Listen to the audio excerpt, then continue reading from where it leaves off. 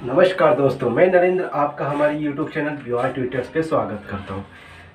जैसा कि आपको पता है कि हमने व्यूअर ट्यूटर्स पे 10वीं की NCERT की 10वीं क्लास की मैथ्स की क्लास चलाई है। मैथ्स की क्लास की अभी तक हमारी 3 क्लासें YouTube पे अपलोड हो चुकी है।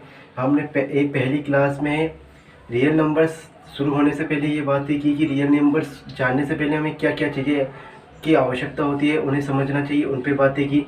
फिर सेकंड में हमने यूक्लिड डिवीजन एल्गोरिथम पे बात की, लेमा पे बात की। फिर तीसरी क्लास में हमने कुछ क्वेश्चंस किए। आज हमारी क्लास नंबर 4 है और मैंने ये वादा किया है कि जो भी बच्चा मेरी क्लास को प्रॉपर देखेगा और लगातार देखेगा और जैसे मैं नोट्स बनाते हुए चलता हूँ वैसे बनाएगा तो उसके 80 में से 80 नंबर भी आकर रहेंगे। आज हमारी क्लास 4 है। क्लास 4 में मैं कुछ दो अगले क्वेश्चन करवाऊँगा। ठीक है, आगे की ओर देखते हैं कि अगला क्वेश्चन क्या कहता है। Question number second. फर्स्ट हमारा क्वेश्चन कंप्लीट हो गया था। क्वेश्चन नंबर सेकंड क्या कहता है। क्वेश्चन नंबर सेकंड आप सभी लोग अपनी बुक में देखिए कि क्वेश्चन नंबर सेकंड आपके लिखा हुआ है, दर्शाइए यानी सिद्ध कीजिए कि कोई भी धनात्मक विषम पूर्णांक 6q+1 या 6q+3 या 6q+5 के रूप का होता है जहाँ क्यों कोई पूर्णांक है। ठीक है, क्वेश्चन देखने से समझ में नहीं आया, लेकिन मैं आपको बहुत ही बारीक तरीके से धीरे धीरे समझाता हुआ चलूँगा जिससे कि क्वेश्चन आपके बहुत आसान हो जाए। सबसे पहले हमें करना क्या है, मैंने आपको ये चीज़ें बता दी है। अगर मैं किसी साथ में 3 का भाग देता हूँ तो यहाँ से भागफल तो मेरा 2 आएगा और 3 दूनी 6 यानी रिमाइंडर मेरा 1 आएगा। रिमाइंडर हमेशा मेरा इस जिससे अपन भाग देते हैं भाजक से हमेशा छोटा आएगा। इस रिमाइंडर हमेशा 3 से छोटा आएगा, या तो 0 के बराबर आएगा या 3 से इस भाग देने वाले से हमेशा छोटा आएगा। ये बात तो बहुत ही बेसिक है और मैंने आपको 2-3 बार बता भी दी है। ठीक है, आज हमारा क्वेश्चन नंबर सेकंड है, उस पर बात करते हैं कि क्वेश्चन नंबर सेकंड क्या कहता है। उसको हल करने का ये है कि सबसे पहले माना कि ए हम मान लेते हैं, हमको ये थ्योरी में बता रहा है ना कि दोस्तों डायरेक्ट भी मैं बता सकता हूँ कि इसमें ये विषम पूर्णांक होगा, ये समपूर्णांक होगा, लेकिन हमें थ्योरी में सिद्ध करके बताना है कि कौन सा समपूर्णांक है कौन सा विषम पूर्णांक है। माना ए एक विषम पूर्णांक है, मान लेते हैं, कुछ भी मान सकते हैं एक ही जगह, एक विषम पूर्णांक है, लेकिन जो थ्योरम मैंने आपको सिद्ध कराई है उससे ए ही आपके लिए सफिशिएंट होगा मानना एक विषम पूर्णांक है। ठीक है, तो हम मान लेते हैं कि बी, यदि मैंने आपको ऐसे बताया है ये 7 है, इसमें हमने भाग दिया था 3 का, ये भाज्य होता है 3 दूनी 6, यहाँ पे ए, इसको हमने माना था ए, माना था ना, भाज्य को ए, भाजक को बी, भागफल को क्यू माना था हमने और रिमाइंडर को आर माना था। यहाँ तक हमने ये माना था। तो ए हमारा एक विषम पूर्णांक है। बी हम मान लेते हैं कि कोई हमारा 6 है। बी हमारा क्वेश्चन के हिसाब से कोई 6 है। तो अब हम क्या करना है, हमें ये करना है कि ये 6 क्या है, हमारा बी है। बी मतलब ये है, तो इसका मतलब ये होगा कि बी ए है, ये कोई, ये क्यू है, यहाँ पे कोई संख्या है। अगर यहाँ पे कोई रिमाइंडर बचेगा, रिमाइंडर इससे हमेशा बी से छोटा आएगा। ये बात मैंने आपको प्रूफ करके बता दिया कि बी से रिमाइंडर छोटा आएगा, रिमाइंडर बी से छोटा आएगा, ये मैंने आपको प्रूफ करके बता दिया। तो यहाँ से जो हमारा अब बी से छोटा क्या क्या आ सकता है, रिमाइंडर बी से छोटा, यहाँ पे रिमाइंडर हमारा हमने ये माना, ये रफ काम हमारा, इतना हमारा रफ काम है। ये हमें कल्पना शक्ति के आधार पर करना है कि पीछे की 2 रफ पेपर पे करना है। अगर हमने B6 मान लिया और हमें पता है कि रिमाइंडर हमारा हमेशा इससे छोटा आता है, तो इससे छोटा क्या क्या आ सकता है, इससे छोटा या तो 0 आ सकता है। ठीक है, यहाँ पे मैं इसको रफ कर देता हूँ ना, इतने वो जो रिमाइंडर होगा हमारा, वो रिमाइंडर क्या क्या आ सकता है, आप इस चीज को चुंकी करके लिख सकते हैं ना, जिससे कि एग्जामिनर को समझने में आसानी हो। हमने माना था इसको बी, इसको ए, इसको क्यू, यहाँ पे कोई संख्या है, उससे रिमाइंडर निकल के आया और रिमाइंडर हमेशा इससे छोटा होगा बी से, या 0 के बराबर होगा। तो रिमाइंडर क्या हो सकता है, बी हमने 6 माना, तो 6 माना तो एक या तो 0 हो सकता है, 6 से तो छोटा ही है, या 1 हो सकता है, 1 भी 6 से छोटा है रिमाइंडर, या 2 हो सकता है, या 3 हो सकता है, या 4 या 5। रिमाइंडर हमारा इतना हो सकता है, रिमाइंडर हमारे ये हो सकते हैं, 0 हो सकता है, 1 हो सकता है, 2 हो सकता है, 3 हो सकता है, या 4 हो सकता है, या 5। रिमाइंडर हमारा इतना हो सकता है। तो हमने ये देखा, हमने एक चीज पढ़ी थी, यूक्लिड विभाजन एल्गोरिथम, ये हमने पढ़ा था, और लेमा, इन दोनों को मिलाकर ही क्वेश्चन करने होते हैं। यूक्लिड विभाजन एल्गोरिथम हमने पढ़ी थी, इसमें हमने ये सिद्ध किया था कि A इक्वल होता है आपके बी क्यू प्लस आर के। अगर हमारा B 6 है, A हमारा एक विषम पूर्णांक है, B हमारा 6 है, तो 6Q प्लस R हमारा क्या क्या हो सकता है यहाँ पे, जो कि R करके आप ऐसे लिख सकते हो, R हमारा इक्वल हो सकता है या तो 0 हो सकता है, या 1 हो सकता है, या 2 हो सकता है, या 3, या 4, या 5। हमें बाद में प्रूफ करके बताना है कि इसमें कौन सा लागू होगा, कि कौन कौन से विषम पूर्णांक है और कौन कौन से समपूर्णांक है। इतना R हमारा हो सकता है। ये लाइन हमने लिख दी, बहुत ही कुछ नहीं करना। A माना हमने एक विषम पूर्णांक है, B इक्वल मान लिया 6 है, तो 6 के हिसाब से मैंने आपको ये बता दिया कि B भाजक है, भाग देने वाला। और मैंने ये बताया है आपको, बहुत बार बार बार बताया है कि B हमेशा R से बड़ा होगा, यानी रिमाइंडर B से हमेशा छोटा होगा। यानी B हमने 6 माना, तो 6 से ये सब के सब छोटे हैं। यहाँ तक हो गया। फिर अब क्या करना है, अब क्या हो सकता है A, ये A क्या हो सकता है, इन सब चीज़ों पे हमें बात करनी। तो A क्या क्या हो सकता है, A हो सकता है आपके, A हो सकता है या तो, अगर मैं यहाँ पे 0 रख दूँ तो A एक तो हो सकता है आपके 6Q। अगर मैं यहाँ पे 0 रख देता हूँ, ये 0 हो गया, A इक्वल 6Q हो गया। एक तो ये हो सकता है, आप यहाँ पे या करते हुए चलिएगा, या तो ये हो सकता है। अगर मैं 1 रखता हूँ यहाँ पे, तो 1 रखता हूँ तो मेरे पास ये Q है दोस्तों, मेरे भाइयों, ये Q, ठीक है, ये आपके Q है यहाँ पे।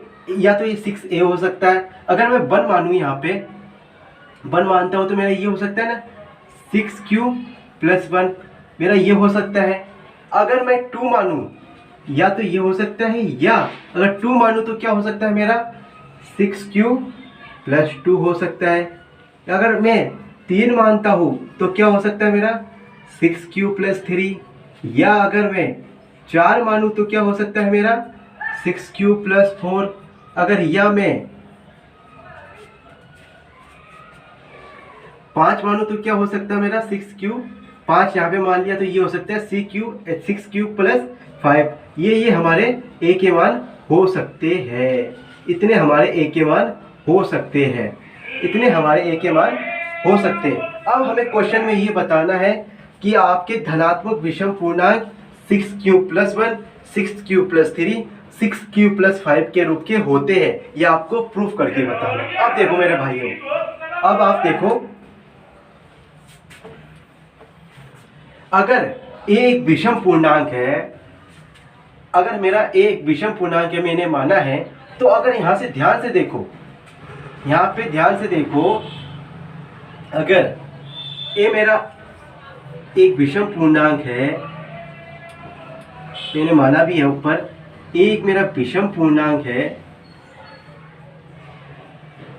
इतना मैं आपको थोड़ा बहुत रफ काम में करके बताता हूँ। ये हमारा रफ काम है, यहाँ पे ये आपको पीछे करना है। अगर मैं विषम पूर्णांक है तो देखो, विषम पूर्णांक है तो देखो ध्यान से, तो ध्यान से देखो आपके, ये हमारा 6Q है, ये हमारा Q है मेरे भाइयों, 6Q है। अगर 6Q में से मैं 2 कॉमन ले लेता हूँ तो क्या हो जाएगा 3Q हो जाएगा, 3Q हो जाएगा, ठीक है। 6Q में से अगर मैं 2 कॉमन लेता हूँ तो 3Q हो जाता है। अगर मैं इसमें से 2 कॉमन ले लेता हूँ तो क्या होता है 6 प्लस 2 में से मैं अगर 2 कॉमन ले लूँ तो क्या बचेगा मेरे पास 3 का क्यूब प्लस 1, है ना। एक बार समझने की कोशिश करो मैं समझाना क्या चाहता हूँ। अगर मैं 6 प्लस 4 में से 2 कॉमन ले लूँ तो क्या बचेगा मेरे पास 2, 3 प्लस 2, इतना मेरे पास बचेगा। तो मेरे भाई ध्यान से देखना, अगर मैं 14 में से 2 कॉमन ले लेता हूँ तो कितना बचेगा मेरे पास 7। और मतलब कहने का मतलब है कॉमन लिया है ना, तो मैंने इस 14 में 2 का भाग दिया है, जब भी तो ये कॉमन आया, यानी ये पूरी संख्या अंदर वाली 2 से पूरी तरह भाग थी। यानी अगर मैं मानो जैसे मेरे पास कोई संख्या है 20, इसमें से मुझे 2 कॉमन लेना है, तो क्या करूँगा 2 कॉमन लेने के लिए मैं इसमें 2 भाग दूंगा, यानी 2 यहाँ से मेरे पास ये पूरी संख्या 20 2 से पूरी तरह भाग थी। इसी तरह ये 6 भी पूरी तरह 2 से विभाजित था, 6 प्लस 2 ये भी पूरी तरह 2 से विभाजित था, 6 प्लस 4 ये भी पूरी तरह 2 से विभाजित था। अगर कोई भी संख्या, मैंने आपको पहली वाली क्लास में ये बताया है कि कोई भी संख्या अगर 2 से पूरी तरह विभाजित होती है तो वह आपकी एक सम संख्या होती है, सम पूर्णांक होती है। यानी ये तो मेरे भाई सबकी सब क्या है आपके, तो 6 और 6 प्लस 2 और 6 प्लस 4 ये तो आपके पूरी तरह 2 से विभाजित है, तो ये आपके एक सम पूर्णांक है, विषम पूर्णांक हो ही नहीं सकते। 6 प्लस 2 6 प्लस 4 ये आपके सम पूर्णांक है, सम पूर्णांक है, सम पूर्णांक है। तो आप देखो इतना हमारा काम हो गया, मैं ऊपर वाली लाइन को साफ कर देता हूँ। आपके सम पूर्णांक है, सम पूर्णांक मैंने आपको प्रूफ करके बता दिया कि सम पूर्णांक क्यों है, ठीक है। सम पूर्णांक इसलिए है मेरे भाइयों, अगर मैं 6 में से 2 भाग लेता हूँ तो 3 बचता है। अगर मैं भाई 2 कॉमन जब तभी तो लिया है मैंने जब इसमें 2 का भाग दिया है, यानी ये पूरी तरह ये संख्या 2 से विभाजित है, पूरी तरह ये आपके 2 से विभाजित है। 6 प्लस 2 में भी 2 का भाग जा सकता है, कुछ भी मानने से ये भाग जा सकता है। अगर मैं क्यू की जगह 1 मान लूँ, जैसे मेरे भाई क्यू की जगह 1 मान लिया, तो यहाँ पे कितना बचा मेरे पास, पहली वाली संख्या में देखना, यहाँ पे मेरे पास ये बचा और 3 एकम क्यू का मान 1 है। तो अब देखो 6 से 6 तभी तो गया पूरी तरह विभाजित, 2 से तभी विभाजित होगा। अगर मैं क्यू की जगह 1 मान लेता हूँ, इस वाली में 6 और 2 8, और यहाँ पे मेरे पास 2 यहाँ पे रखा 1 मैंने तो 4। अब मेरे पास ये भी तो 2 से पूरी तरह विभाजित है, अगर मैं 3 रख लेता तो क्या तभी विभाजित होता। इसलिए ये तो अगर जहाँ पे भी हमें मल्टीपल में दिख जाता है तो वो संख्या 2 से पूरी तरह विभाजित होती है, यानी 2 से विभाजित होगी तो वह एक सम पूर्णांक है। तो अब देखो मैंने ये बता दिया, यह आपकी एक सम पूर्णांक है, यह आपकी एक सम पूर्णांक है, और यह 6 प्लस 4 एक आपकी विषम पूर्णांक है। तो अब हमें पता चल गया, इसलिए यह सिद्ध किया जा चुका है, यह सिद्ध किया जा चुका है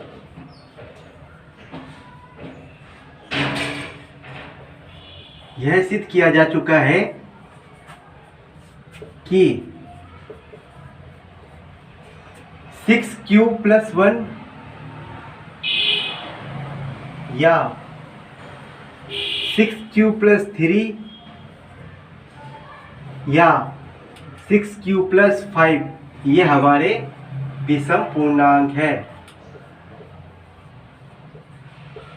ये मैंने आपको बहुत ही बारीक तरीके से समझाया है, लेकिन थोड़ा क्वेश्चन मैं समझता हूँ हार्ड है, लैंग्वेज में दिक्कत आती है, लेकिन जहाँ पे 2 का भाग चला जाता है तो वो आपको मैंने बहुत बार बता दिया है कि वो आपके एक विषम संख्या होती है। ये आपके क्वेश्चन था, 3 नंबर का कम से कम ये क्वेश्चन आएगा आपके, बहुत अच्छा क्वेश्चन है, इंपॉर्टेंट क्वेश्चन है ये, और आपके आ सकता है, ठीक है। आप जरूर नोट डाउन कर लीजिए इस क्वेश्चन को।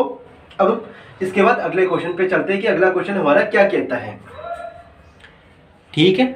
मैं उम्मीद करता हूँ कि चीज़ें आपको यहाँ तक समझ में आ पाई होगी। यहाँ पे थोड़ा आके प्रोसेस थोड़ा कॉमन सेंस वाला हो जाता है, लॉजिक करने वाला हो जाता है कि अगर 6 क्यों आ गया, 2 कॉमन ले लिया तो मेरे पास 3 क्यों बचा, और 2 कॉमन तभी लिया मैंने वहाँ से कि एक सम संख्या, अगर मेरे भाई क्या मैं 13 में से 2 कॉमन ले सकता था? पता मेरे भाई, ले सकता था? नहीं ले सकता था। मैं 18 में से 2 कॉमन ले सकता था, तो यहाँ पे मेरे पास 9 बचा। यानी 2 कॉमन मैं तभी ले सकता हूँ, वो एक सम संख्या होगी तभी मैं एक 2 को कॉमन ले सकता हूँ। क्या मैं 15 में से 2 को कॉमन ले सकता था? नहीं ले सकता था। इसलिए जहाँ पे मैं 2 को कॉमन ले लेता हूँ तो वो एक सम संख्या होगी। ठीक है, मैं उम्मीद करता हूँ कि चीज़ें आपको यहाँ तक समझ में आई होगी। अगर दोस्तों हमारी क्लासें आपको पसंद आ रही है तो आप इन क्लासों को ज़्यादा से ज़्यादा लाइक कीजिए, और अभी तक भी आपने हमारे प्योर ट्यूटर्स को सब्सक्राइब नहीं किया है तो आप उसे सब्सक्राइब कीजिए, और हमारे ज़्यादा से इन क्लासों को ज़्यादा से ज़्यादा शेयर कीजिए। और अभी तक भी हमारे दोस्तों आपने टेलीग्राम और इंस्टाग्राम को ज्वाइन नहीं किया है तो आप उन्हें ज़रूर ज्वाइन कर लीजिए, जिससे कि आपको ज़्यादा से ज़्यादा हमारी क्लासों की अपडेट मिलती रहेगी और जानकारी मिलती रहेगी। ठीक है, अब हम अपने अगले क्वेश्चन पे देखते हैं कि हमारा अगला क्वेश्चन क्या कहता है। हमारा अगला क्वेश्चन ये कहता है, किसी परेड में 616 यानी 616 सदस्यों वाली एक सेना की फौज है, जिसमें 32 सदस्यों वाले एक आर्मी बैंड के पीछे मार्च करना है। ठीक है, मैं वापस रिपीट कर देता हूँ, वैसे आप सबके पास पुस्तकें यानी बुक्स है। किसी परेड में 616 मेंबर्स है यानी सदस्य है 616 वाली एक सेना की फौज में 32 सदस्यों वाली एक आर्मी बैंड के पीछे मार्च करना है। दोनों समूह को समान संख्या वाले स्तंभों में मार्च करना है। दो, उन स्तंभों की अधिकतम संख्या क्या होगी जिसमें वे मार्च कर सकते हैं, यानी पीछे पीछे उनकी जा सकते हैं, उनकी अधिकतम संख्या हमें निकालनी है। तो मैंने आपको यूक्लिड विभाजन एल्गोरिथम के माध्यम से जो हमारा एक्सरसाइज 1.1 का फर्स्ट क्वेश्चन था, उसमें 3 क्वेश्चन थे, वो मैंने आपको बहुत ही स्टेप बाय स्टेप करवाए हैं, और मैं उम्मीद करता हूँ कि वो आपको अच्छी तरह समझ में भी आए होंगे। इस क्वेश्चन को उसी के माध्यम से करना है, मतलब अधिकतम की संख्या हम उसी के माध्यम से निकाल सकते हैं। अधिकतम संख्या का मतलब होता है एचसीएफ ज्ञात करना। आपको मतलब क्या ज्ञात करना है कि अधिकतम स्तंभों की अधिकतम संख्या ज्ञात करनी है। आपको स्तंभों की अधिकतम संख्या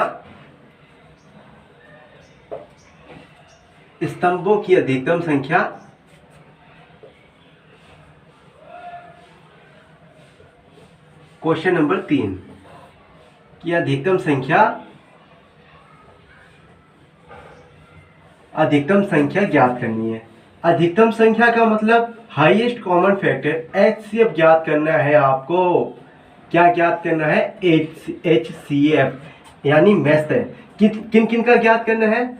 616 और 32 के बीच का आपको एचसीएफ ज्ञात करना है। अब तो ये देखते ही आप लोग ये लाइन लिखते ये क्वेश्चन कर दोगे। ठीक है, तो इस क्वेश्चन में सबसे पहला स्टेप हमारा क्या होता था? सबसे पहला स्टेप हमारा ये होता था कि यहाँ पे स्टेप वन हमारा ये होता था कि यहाँ हमारा 616 ग्रेटर है, यानी बड़ा है किससे? 32 से। बड़ा है किससे? 32 से है, 32 से बड़ा है। तो हम क्या लिखते हैं? यूक्लिड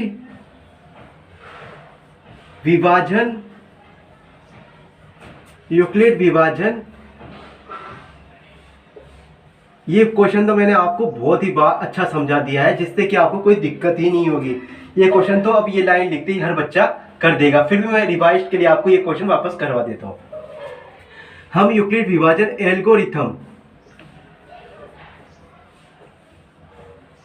एल्गोरिथम का उपयोग करने पर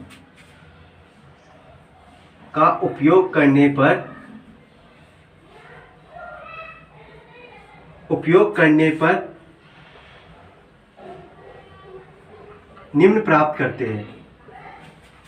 उपयोग करने पर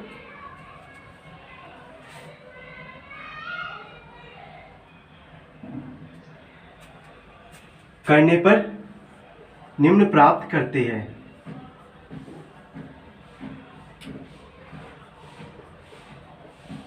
निम्न प्राप्त करते, क्या प्राप्त करते हैं, हमें वो लिखना है। तो मैंने आपको एक चीज़ प्रूफ करके बता दी है, कई बार बता दी है कि आपके ए इक्वल होता है B Q plus R K, B Q plus R K, ये मेरा क्यू है दोस्तों, B Q equal plus R K, है ना, ये होता है। ये मैंने आपको प्रूफ करके बता दिया। तो सबसे पहले मैंने इस स्टेप में ये बताया आपको, जो संख्या बड़ी है उसको अंदर लिख दिया, जो संख्या बड़ी है उसको अंदर लिख दिया, और भाग किससे देना है, छोटी वाली संख्या से।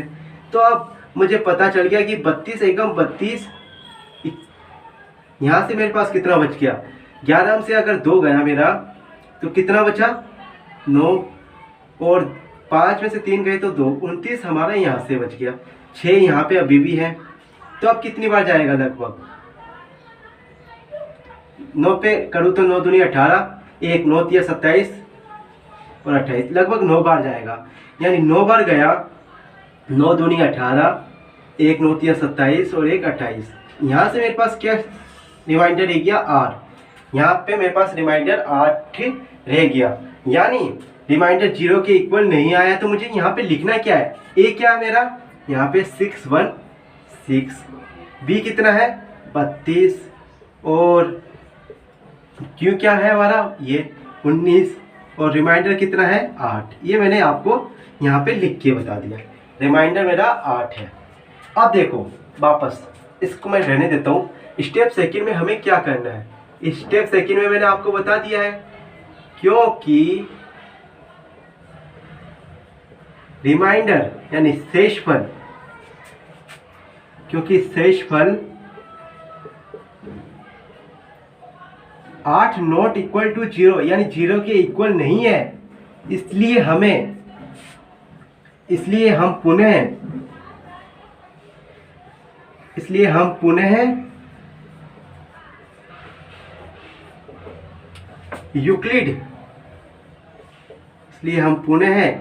यूक्लिड विभाजन एल्गोरिथम का प्रयोग करने पर, एल्गोरिथम का यूज करने पर या उपयोग करने पर निम्न प्राप्त करते हैं, निम्न प्राप्त करते हैं। तो अब हमें क्या करना है, तो मैंने आपको ये बातें बता दी है। अगर जहां पे 0 नहीं आता, अगर ये यहाँ पे 0 नहीं आया है रिमाइंडर, तो ये 8 32 से क्या बोलेगा, तो इस 616 में पूरा भाग नहीं दे पाया है ये 32, तो ये 32 में क्या करेगा, 8 भाग देगा तो कितनी बार जाएगा, 8 चौक 32, यहाँ से पूरा जाएगा, जिससे कि रिमाइंडर भी हमारा 0 आ गया। तो अब ये 8 रिमाइंडर लेके आया है, यानी 0 लेके आया है, तो ये 8 ही हमारा HCF होगा, यानी यहाँ से हमें क्वेश्चन मिल गया। ये हमारा रफ काम था, ये पीछे की ओर करना है। 8 हमारा रिमाइंडर 0 लेके आ गया, तो अब हमें ये अगली वाली लाइन में यहाँ पे क्या लिखना है, ए हमारा कितना है 32, बी कितना है हमारा, बी 8 है, और क्यू कितना है, और आर कितना है 0। यहाँ तक हमारा ये रफ काम था, ये हमारा काम हो गया, यानी 0 कौन लेके आया 8, और 8 क्या है फिर हमारा, 8 हमारा HCF है। तो अब हमारा HCF 8 है, तो हम क्या लिख सकते हैं, हमें ज्ञात क्या करना है, स्तंभों की अधिकतम संख्या यानी HCF। तो इसलिए हमारे स्तंभों की अधिकतम संख्या यानी HCF, हाईएस्ट कॉमन फैक्टर, अधिकतम संख्या, मैक्सिमम संख्या कितनी है, वो 8 हो सकती है। स्तंभों की अधिकतम संख्या 8 हो सकती है, और यही हमारे क्वेश्चन का आंसर है। ठीक है दोस्तों, मैं उम्मीद करता हूँ कि चीज़ें आपको समझा पाया होगा, और बहुत ही आसान चीज़ें हैं। एक बार आपको ये थ्योरी का चैप्टर है इसलिए दिक्कत आती है, लेकिन बहुत अच्छा प्यारा चैप्टर है। स्टेप बाय स्टेप चीज़ों को करते हुए चलोगे तो कोई दिक्कत नहीं आएगी, और चीज़ें आसान होती चली जाएंगी। ठीक है, इसी के साथ मैं आज क्वेश्चन इतने ही रखता हूँ, क्योंकि 20-25 मिनट की क्लास आपके लिए सफिशिएंट है, और चीज़ों को समझाने में मुझे इतना टाइम लगता है। क्या आप सोचोगे सर करने में भी हमें इतना टाइम लगेगा? नहीं लगेगा। अगर आप प्रैक्टिस करते हुए चलोगे तो इतना टाइम आपको बिल्कुल भी नहीं लगेगा, कम से कम 2 या 3 मिनट से ज़्यादा आपको बिल्कुल नहीं लगेगा। अगर आप मैं जैसे करवाते हुए चलता हूँ क्वेश्चन को, अगर आप वैसे ही करते हो और प्रैक्टिस करते हुए चलते हो, तो एग्जाम में आप लगभग आधा घंटा पहले करके बैठ जाओगे। ठीक है दोस्तों, इसी के साथ मैं अपनी क्लास की आज की समाप्ति करता हूँ। अगर दोस्तों हमारी क्लासें आपको पसंद आ रही है तो आप इन्हें ज़्यादा से ज़्यादा लाइक कीजिए और ज़्यादा से ज़्यादा बच्चों तक इनको पहुँचाइए और शेयर कीजिए। और अभी तक भी आपने हमारे BYR ट्यूटर्स को सब्सक्राइब नहीं किया है तो आप उसे सब्सक्राइब कीजिए। दोस्तों आप लोग क्या करते हो, वीडियो को देख लेते हो, ना तो उसे लाइक करते हो ना हमारे चैनल को सब्सक्राइब करते हो। अगर आप लाइक कर लोगे तो उससे ज़्यादा कोई हमें बेनिफिट नहीं होगा कि आप समझते हो हमें कोई बेनिफिट होगा। हमें ये बेनिफिट होगा कि हमें ये पता चल जाएगा कि हमारे बच्चों को कितनी चीज़ें समझ में आ रही हैं। हमें खुशी होगी कि हमारे बच्चों को इतना समझ में आ रहा है हमारा प्रयास। ठीक है, इसलिए आप ज़्यादा से ज़्यादा लाइक कीजिए अभी तक और सब्सक्राइब कीजिए और शेयर कीजिए। ठीक है, जय हिंद, जय भारत।